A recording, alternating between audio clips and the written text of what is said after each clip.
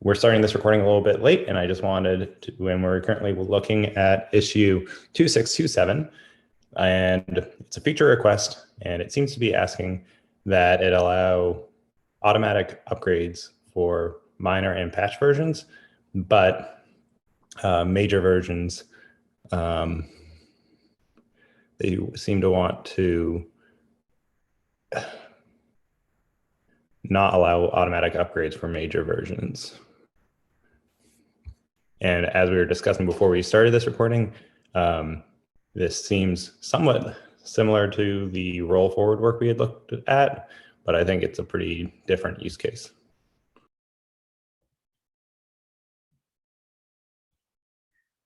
Yeah, I think their argument is the major versions are considered to have incompatible API changes. So we shouldn't automatically move through major versions, but I think this is kind of counter to the default behavior of OLM, where it just kind of moves through all the versions, trying to get you to the latest. So in this case, the update graph, the moving to the update graph, that behavior would have to change, and they're supposed providing automatic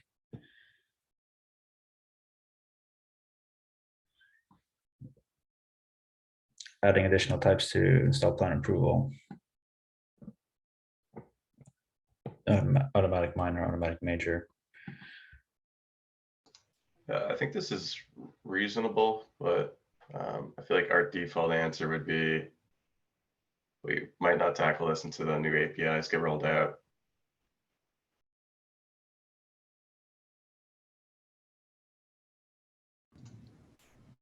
I agree with that. But at the same time, if there's some appetite, this might be the first issue I've seen this, but maybe I'm missing some historical context that, I don't know, Alex, Dan, the rest of the team have seen over time, and whether this comes up frequently. Yeah, I mean, it's a very reasonable ask, right? And I think if you're looking specifically at SEM versioning or semantic versioning, it makes a ton of sense, right?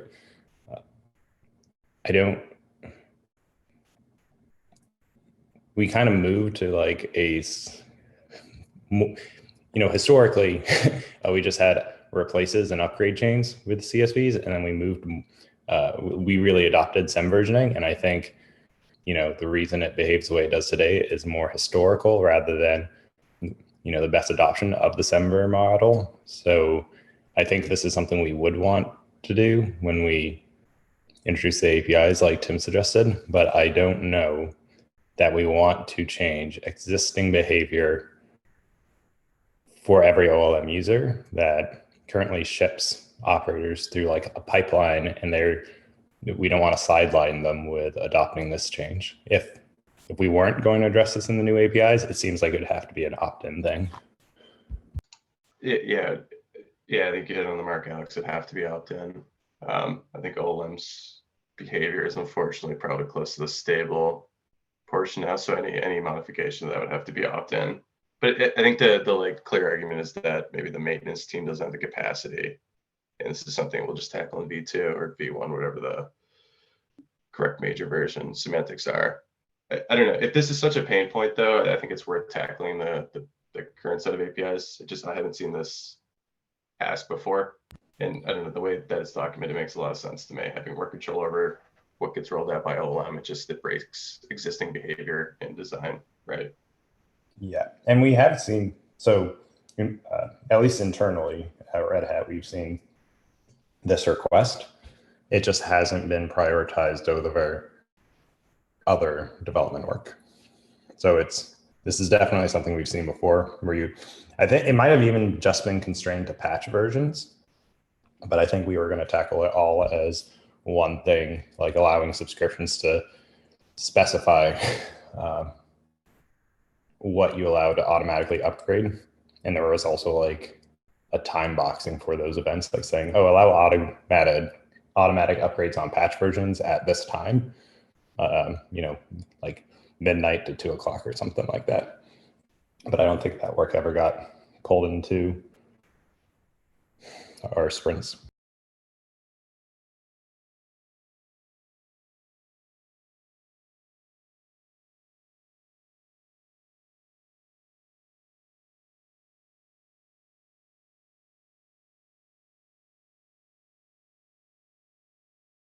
Yeah, I don't know. It makes sense here. I mean,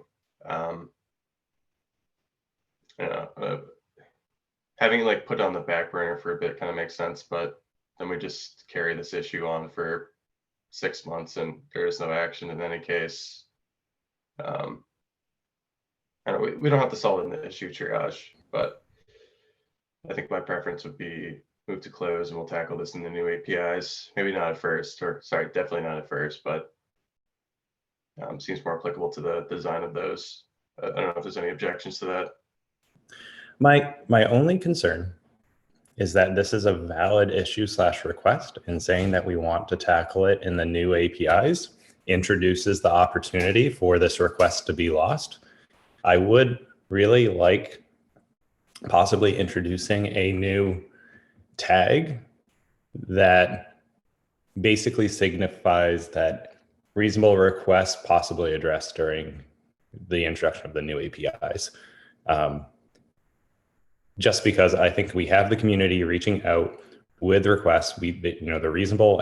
We can address them in the existing APIs, but we want to address them later. And I don't want to lose that insight when we implement the APIs or are designing the APIs. Could we leave Yeah, it I think that's totally open reasonable. and put a specific tag on it to say whatever V2 APIs or requirement for next APIs or whatever it may be? I Yeah. want we to say can we even collect have all of something, these. right, Alex? I thought we definitely, when we were rolling out some Ruckpack stuff, started curating a list. I don't know where that lives right now, but also I believe Joe's been like tagging stuff with OLM V1 recently, like labels. I don't know if it's a label or it's in the project, but yeah, I think Alex is right. We should definitely be tracking this somewhere.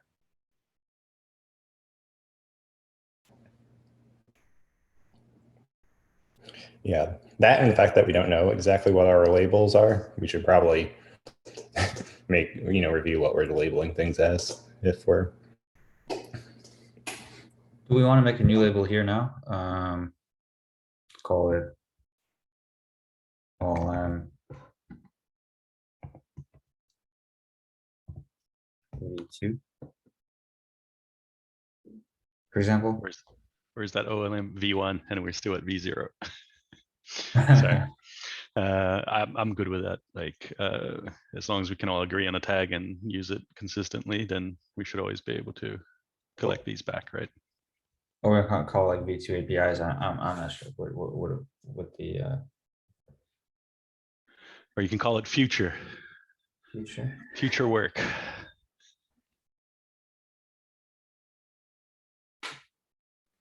Or next gen OLM.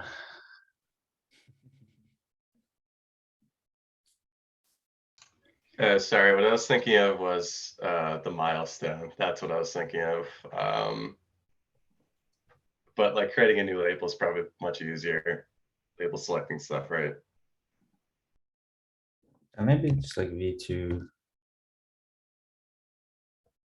I don't know. I think we should just settle on V1. V1. Well, the semantics of this, man, is insane, right? Like I don't know. It's not that big of a decision.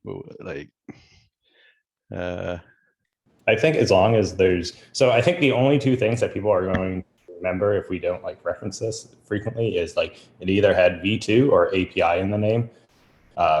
So as long as one of those keywords are in there, I feel confident we'll be able to find the ticket or find the label and then apply it or filter on it as necessary. So as long as it has API or V2 in it, I'm all for it. So just call it API/V2. Perfect.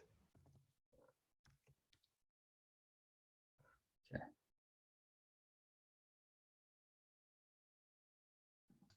Might be worth running down that tracking effort.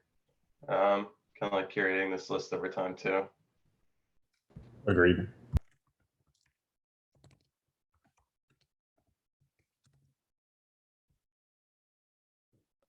But we need a more, I was going to say we need a different color. We need a more, I guess it's okay.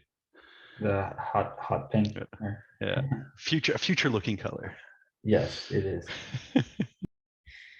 Okay, is there anything else we want to add to our comment here? I think it's good that we tagged it, and this is the kind of behavior that we would, I think, want to allow users to support. Support this kind of behavior that we want to support users with, but I don't know if there's enough interest in changing the existing install plan API to support this. I'm not sure if we have anything more to say.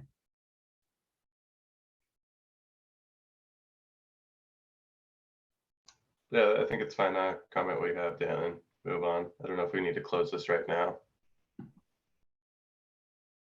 Okay, cool. Great. Do we want to put this into a milestone or anything like that? No, or just leave it sort of. I guess we could say it's triaged.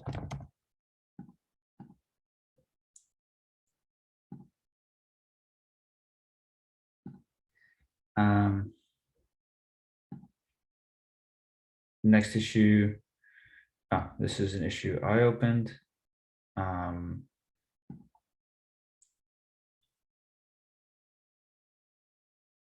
Is a bug where I think, Alex, you found this bug, right? Where the catalog source polling interval doesn't seem to get applied sometimes. Yes, but it only happens when you use the version client that is shipped with OLM, of which I think OLM is the only user. So the easiest way, because you can only set raw interval when you're dealing with the object directly in code. And once it's on cluster, that just gets propagated to the interval field. So it's a pretty nuanced problem. It popped up in our CI. I do not think this is widespread. It's consistent within the confines of the OLM test, but it's not. I don't think any customer is going to see it ever, because they'd be using the regular client, which I wrote a script and tested it like 1,000 times, and generic clients never hit this issue, and nor did the dynamic clients.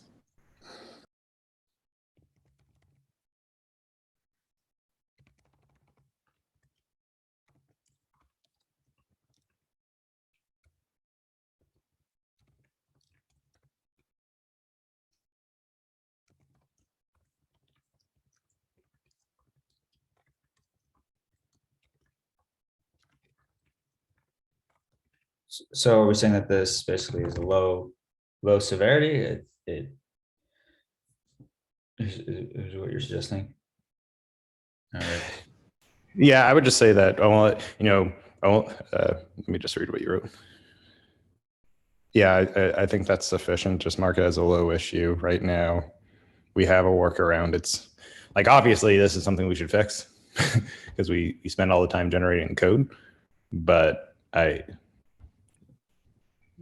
unless this issue manifests in some other format other than like OLM creates catalog sources and it doesn't always have the polling interval set, I don't see this being an issue because OLM doesn't usually create catalog sources. So that's usually like an admin job. Do we have priority labels or severity labels? I think so.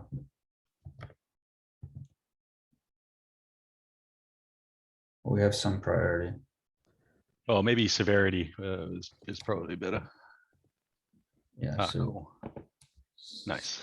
It's already low. Okay. Cool. All right. Yeah, maybe we add one comment. Just sorry, just adding like if this issue manifests while OLM creates other resources and data is lost, we can deal with it then. But I think it's pretty specific just to the catalog sources because of the marshalling and unmarshalling of the poll interval field.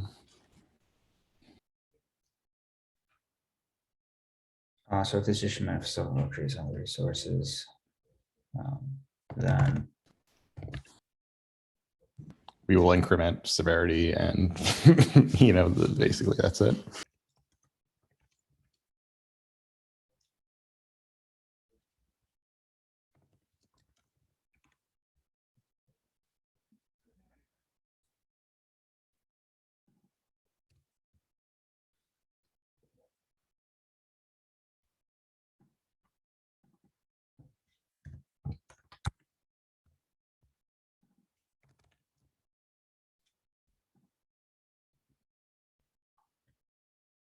okay.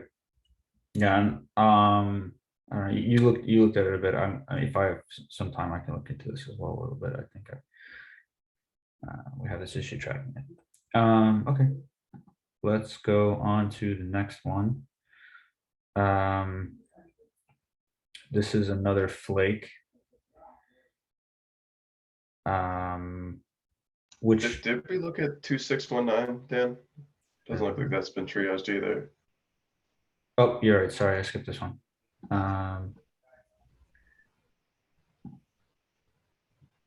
Service monitor server name filed incorrectly set by OLM. Interesting. Okay.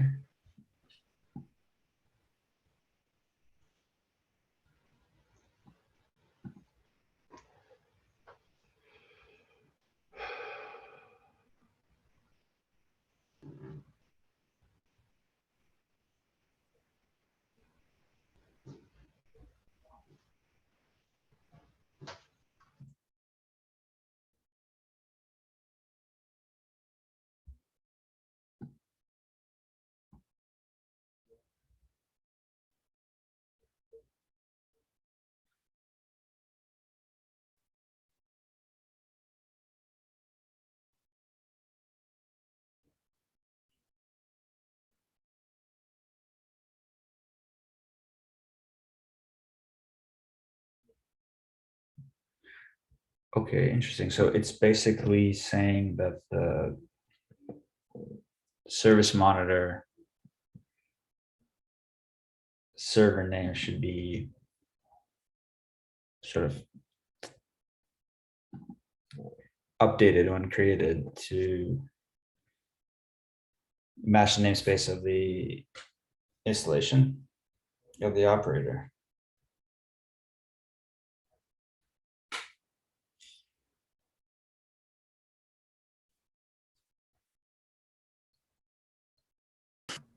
Yeah, that seems like a bug. If Yeah. it uses the default value, whatever's in there right now.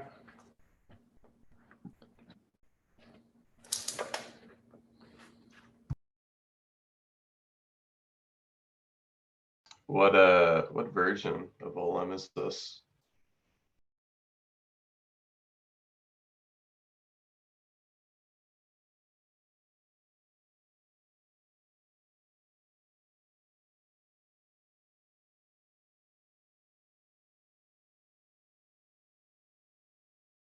Okay, so something relatively recent.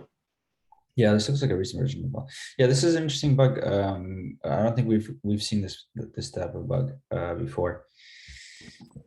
Yeah, let's make sure we look into that. I suspect the reason this hasn't popped up is because it's typically used by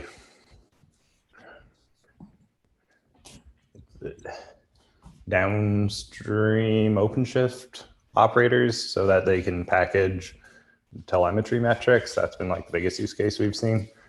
And those operators almost always get deployed in a specific namespace because telemetry doesn't, a namespace has to be marked for that information to be shared. So it probably just has gone undetected because those operators aren't typically installed in any namespace other than one that they suggest, which is probably the namespace that they provide here. I probably wouldn't include all that much information on the ticket and just say, hey, this seems like a valid bug and we'll look into it. Yeah, I think it's fair to give some context to object. Install a specific namespace and do not like basically a specific predefined and do not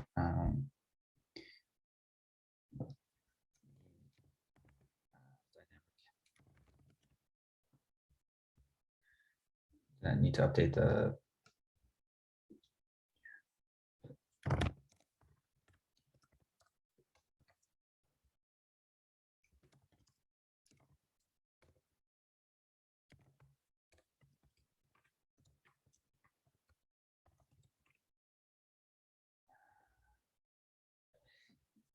do we actually think we're gonna we can fix this, and where we we use the unstructured client.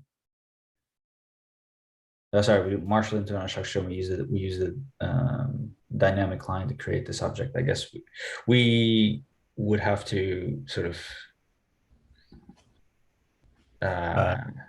You can convert them to runtime objects and modify the namespace. Like, I don't think that's an issue. right, but I don't think it's asking for the namespace. I think it's asking for the server name. Like, we'd have to modify a field in the unstructured object. We'd have to take this, whatever, take this string out, and then change this to. Okay. I did not. Sorry, I was of the impression when I gave that whole spiel that they were talking about the namespace. I did not realize it was a namespace and a server name. Yeah, I think, and also it's our service monitors clusters. There's no namespace on the object. So I don't know. So yeah, again, I must have. Yeah, this. Sorry, we probably do apply the namespace to the object, and then this is just not working because the server name isn't correct. Okay. Yeah, this will be more nuanced. We should take a look at this one. Yeah, they're proposing we should scan and fix that field or support deploying via Helm chart. Do we have enough information to go and debug this, or do we need to ask for more information? I think we have enough information.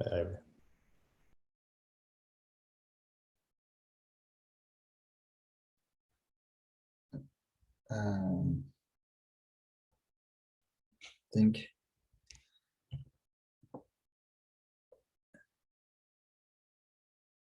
I think this definitely.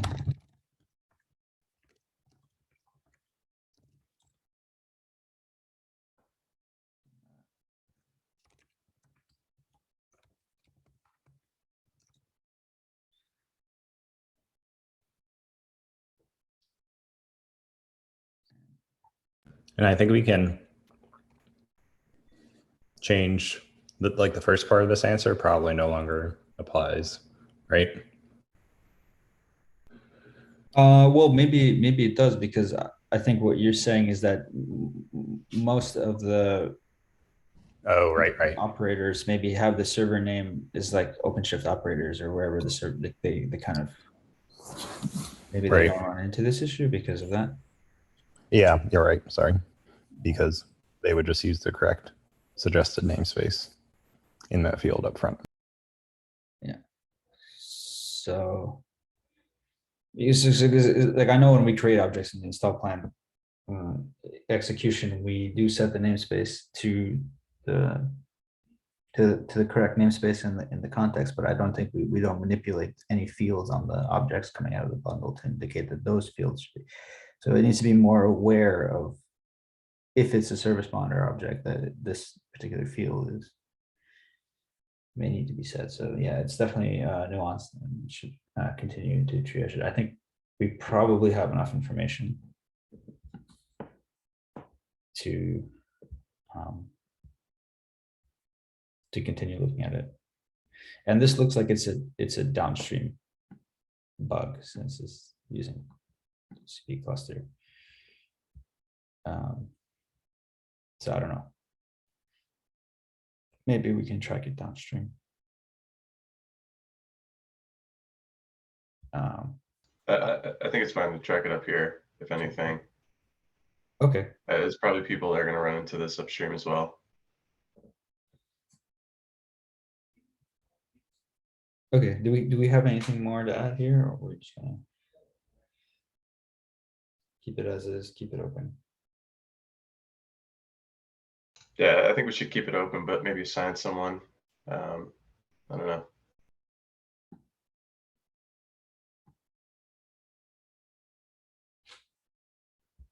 Okay. Is anyone interested in taking a look at this service monitor bug? I mean, I feel like I'm pretty comfortable with this, the part of the code base where this bug is in.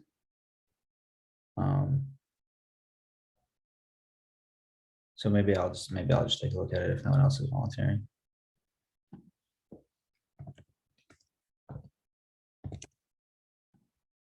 Yeah, go for it, Dan.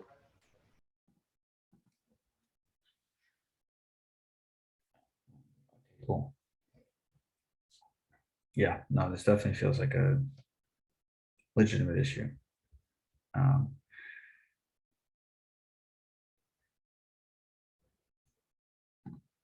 Okay, so we have a little bit of time left. We could switch over to registry.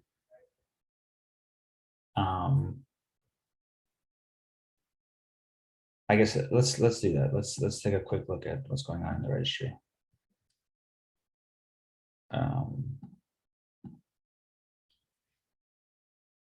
Okay, OPM render at support for registry auth.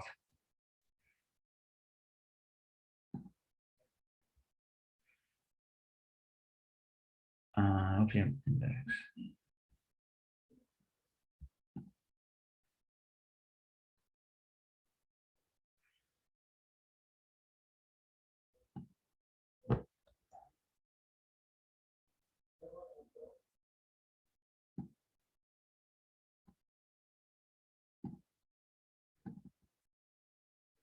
Okay, so this seems like a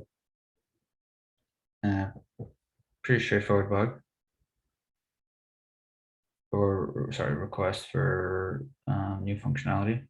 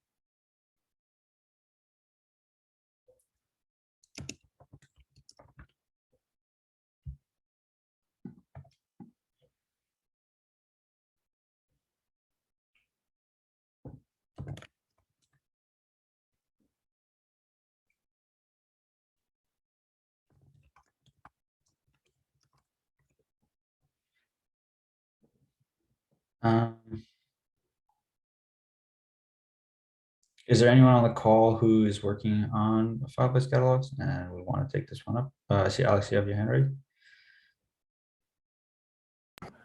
Oh, sorry, I didn't mean to have. Oh, okay. Um,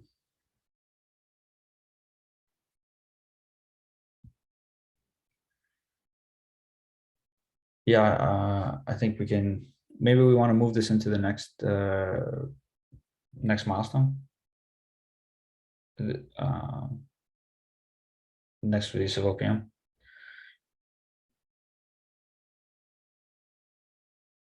I know, I was trying to figure out where we configure this variable throughout the repository. I think it's fine to have like an environment variable drive in instead of a CLI option, or I assume it's a CLI option. I don't know. I think that's reasonable. Maybe ask if they're interested in implementing it. I think Joe would probably have the best idea of what we're doing in the kind of like authentication realm with OPM at this point, but I don't think he's going to call.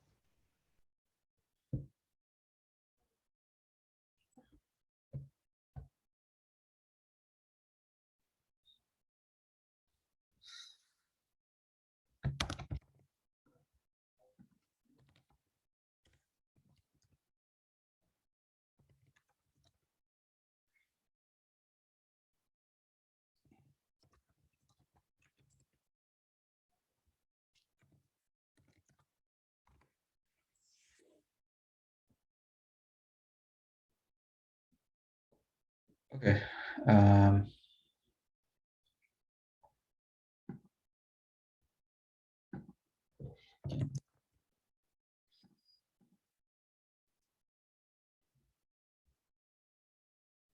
This one. Bump repository to go 117, and Tim, this is your issue.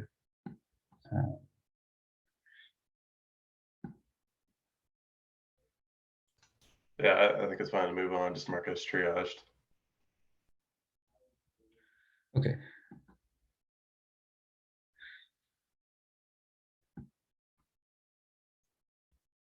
All right, so Camilla. So PM index add or add binary.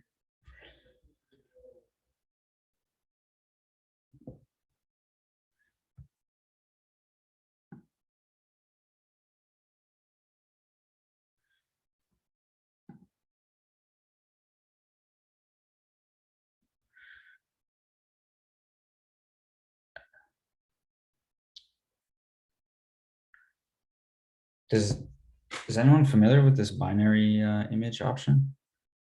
Adding bundles to an index using this binary image option. This is not something that I'm aware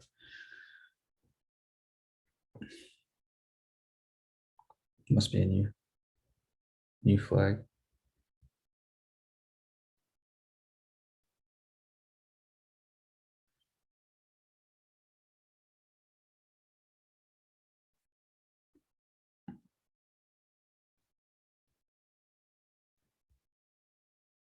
Is that was that Camilla thumbs upping that, or someone else? Yeah. Okay, all right. Well, I mean, it was 8 days ago. Maybe not worth. Maybe worth probing Camilla again. Is the problem that we're just increasing the size? Yeah. Well, I don't know. I'm not super familiar. I don't know if anyone else in the call is all that familiar with this. So maybe worth poking Camilla again. I guess moving on. I don't know if there's any objections to that. Yeah. I think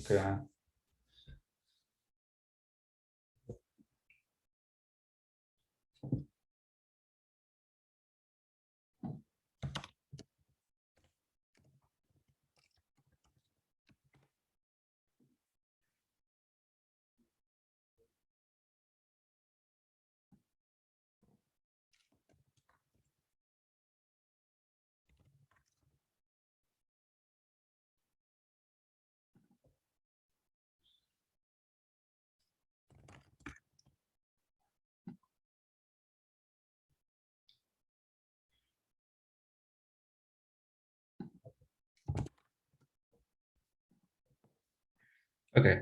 I think we're basically at time. I think we did a really good job on the OLM side, burning down through some of the issues, uncovered legitimate bug or two, and looked through close an issue, look through some issues. So I think this was a really productive call. So yeah, I think thank you everyone for joining the issue triage meeting today. And we'll have the OLM working group meeting next week. So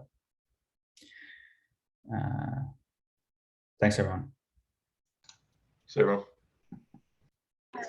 See you guys.